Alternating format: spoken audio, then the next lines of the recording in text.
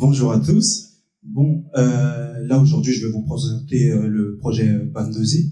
Mais avant de vous le présenter, je vais vous parler un peu de moi.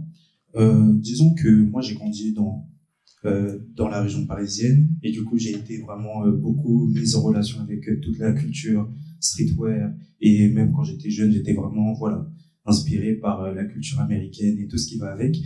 Et lorsqu'on est jeune, le truc qu'on peut voir en étant en contact avec toute cette culture, c'est vraiment l'amour du vêtement.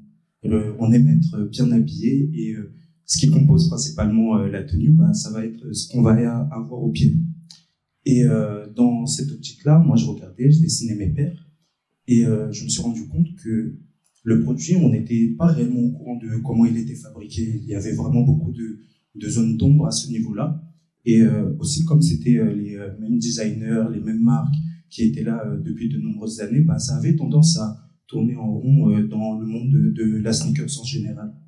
Donc, en voyant tout ça, je me suis dit que bah, c'était le moment pour moi bah, de créer ma marque de chaussures pour voir ce que ça allait donner. Donc, disons pour expliquer rapidement, le but de la marque, c'était vraiment d'avoir une production transparente dans les produits que je fabriquais. Donc, vraiment montrer comment on va trouver les usines, comment le produit est fabriqué, quelle est toute la partie réflexion autour du design. Et c'est vraiment ça que j'ai essayé de montrer. Et comme on a une époque du numérique, je voulais vraiment bah, partager tout ça sur les réseaux sociaux afin que tout le monde puisse être au courant bah, des coulisses de tout ce milieu qui paraît très opaque au premier abord. Donc, s'il faut faire un SWOT rapide de la marque... Ah, ok, désolé. S'il faut faire un SWOT rapide de la marque, en tout cas du projet Band2I, disons que les forces, c'est vraiment voilà, la production. Ah, c'est ça que tu disais. Ça va revenir. Ok, ouais, c'est bon. Bah, disons que les forces, ça va être vraiment la production transparente, ce côté où voilà, on vous cache rien, voici comment le produit il est fait, on est parti dans telle usine, vous pouvez voir, voilà, c'est et comme ça aussi le client est vraiment au courant de ce qui se passe. Après aussi les opportunités qui m'ont poussé à me lancer à fond dans ce projet, c'est vraiment le côté où bah, il y a une demande croissante dans le marché de la sneakers et de l'habillement en général pour avoir des produits qui soient sourcés et qu'on puisse savoir bah, du coup comment ils sont fabriqués. Disons que à l'ère où nous sommes de plus en plus au courant de ce qui se passe autour de nous et nous avons vraiment à cœur bah, à savoir bah, ce qu'on consomme et si cette consommation-là nous convient vraiment. Ensuite, bah, du coup, les faiblesses qu'on peut trouver, bah, c'est un marché qui est très concurrentiel. Et donc, du coup, les mastodontes qui sont là depuis les années 80, 70 et je passe, et beaucoup plus même, ont déjà leur clientèle. Et c'est dur de changer les habitudes des clients avec bah, une nouvelle solution, un nouveau produit sur lequel on voudrait arriver. Et donc du coup, comme menace, bah, comme expliqué précédemment, ça va être vraiment toute la concurrence qui est vraiment très accrue dans le domaine de l'habillement. Donc si je dois plus ou moins, voilà, si je dois mettre une grille à peu près des concurrents qu'on pourrait avoir, donc j'ai mis d'Avril Supply, c'est une marque indépendante dans la création de chaussures. Après j'ai mis Veja parce que du coup, en parallèle de mes études, je travaille en tant que designer là-bas. Donc j'ai aussi pu avoir une expérience dans tout ce qui va être sourcing et bah, recherche de design pour des modèles éco-responsables, on va dire. Après, on va avoir la marque Nike, bah, voilà, c'est le mastodonte, c'est le géant, voilà, le premier du marché. Et la marque Band2I, du coup, la solution que j'ai créée. Donc en mettant en concurrence ces quatre entreprises, j'ai vraiment voulu mettre en avant le fait que, bah, avec Band2I, j'essaie vraiment de rejoindre le meilleur de tout ce monde-là. Donc, avoir un côté où la transparence, même si je ne suis pas encore au niveau de Veja, mais le but, c'est vraiment de montrer bah, comment le produit il est fait. Et au fur et à mesure des années, on va améliorer les choses petit à petit. L'image l'image de marque avec tout le côté marketing. Vraiment essayer d'être au plus proche du consommateur via les réseaux sociaux et bah, encore une fois toujours dans cette idée d'expliquer, de faire de la pédagogie et vraiment de faire rentrer les gens dans l'univers créatif, on va dire.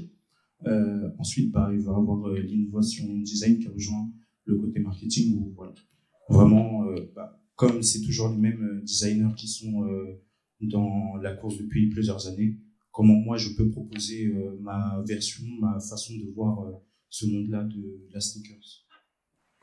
Donc, si je dois présenter des personnages, on va dire que c'est un public qui est plutôt jeune.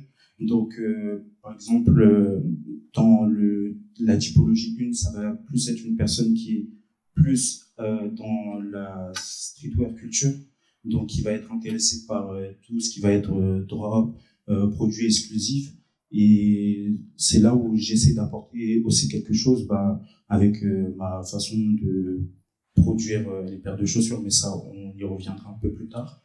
Et le deuxième typologie de profil, on va dire, ça va être des personnes qui vont être plus intéressées par ce qu'ils consomment et donc du coup comment leur produit est fabriqué et si cela leur convient, bien sûr. Donc, lorsque j'ai mis en place ce projet, je me suis dit qu'il fallait une stratégie de développement qui me permette de réunir un peu tous les points que j'ai expliqués précédemment. Donc, on va dire que j'ai essayé de mettre en relation la communauté, les médias et la marque et le consommateur. Donc, le but, c'est vraiment de mettre un lien à chaque fois entre chaque point que je considère important pour le développement de cette marque, parce que je pense que vraiment, à l'heure actuelle, si on commence de zéro, le mieux que nous puissions faire, c'est vraiment d'utiliser les réseaux sociaux et de vraiment compter sur la force du nombre, on va dire, pour pouvoir créer un mouvement et par la suite avancer petit à petit dans le projet. Donc, si vous voyez le schéma, le but, c'est vraiment que la communauté soit en lien avec le média. Donc, le média, c'est moi qui montre comment je fais toutes mes recherches et que par la suite, ça puisse les pousser à être consommateur afin de la marque Bandosé. Alors, est-ce que cette stratégie a marché? Bonne question. Disons que j'ai pu commencer du coup cette stratégie durant cette année, l'année d'avant, et ça a porté pas mal de monde sur Instagram et TikTok vu que c'est les canaux principaux sur lesquels je communique. Et ça m'a aussi également permis de faire des collaborations avec d'autres marques telles que Clément, qui est une marque française qui est spécialisée dans la fabrication de souliers, qui m'ont permis de pouvoir créer un modèle avec eux durant le mois dernier. Donc, pour dire que l'expérience commence à vraiment porter ses fruits. Aussi, comme expliqué précédemment, le but, c'est vraiment de s'ancrer dans la culture streetwear. Donc, de vraiment faire le lancement des chaussures vraiment sous forme de drop. Donc, le drop, c'est quoi? On vend la paire de chaussures en édition limitée et après, on passe à un autre modèle. L'avantage pour moi, ça me permet de créer plusieurs prototypes, plusieurs modèles, vu que au vu de mon métier, de mon parcours, je suis quelqu'un de très créatif. Donc, ça me permet d'expérimenter plein de choses qui sont différentes. Et aussi, ça permet de proposer une expérience client qui est similaire à ce qu'ils peuvent voir dans le monde streetwear en général. Donc ça, c'est un petit florilège, on va dire, des derniers lancements qui ont été faits. Donc au début, c'était vraiment des paires dans l'ADN un peu skate, parce que c'est un univers qui me parle. Mais actuellement, on est en train de travailler sur d'autres modèles pour 2025 et la fin de cette année également.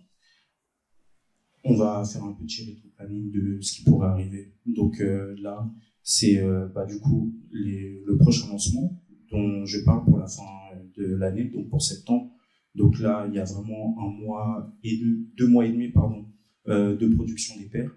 C'est pendant ce moment-là où je vais faire le design, réfléchir à comment je vais organiser toute la partie communication derrière. Et après, c'est un déroulé, donc on va filmer, on va mettre en place tout ça. Et à la fin, le client sera content vu qu'il va recevoir sa paire. Voilà. Quelques perspectives en quelques chiffres, parce que du coup, on a bien commencé, c'était cool, mais le but c'est d'aller un peu plus loin par la suite. Donc là, par rapport par rapport au premier schéma, je me suis basé sur les premiers chiffres que j'ai pu avoir sur les lancements précédents. Donc, avec la communauté des réseaux sociaux, j'ai vu que par la suite, à la fin, ça se convertissait avec plus ou moins 1,2% d'acheteurs potentiels. Et en partant de ce principe-là, je me suis dit que pour l'année 2025, le but, ça serait de faire un lancement un mois sur deux et toujours en précommande. Cela permettrait du coup de ne pas avoir de stock et de vraiment se concentrer sur la partie création de design et aussi de ne pas avoir de gaspillage et de pouvoir vraiment suivre la demande par rapport aux produits. Donc, ok, mais j'ai pas fini. Ouais, pas de souci. Donc voilà, ça c'est un peu tous les chiffres. Et le but c'est vraiment, voilà, on a une marge globale de 60%, mais vu que les quantités sont amenées à augmenter, cette marge aussi est amenée à augmenter. Et donc du coup, le CA prévu sur les 3 prochaines années serait de ça. Voilà. Donc, c'était une petite présentation du projet. On est en train d'avancer petit à petit. Et voilà, donc c'est vraiment un plaisir pour moi de vous le présenter.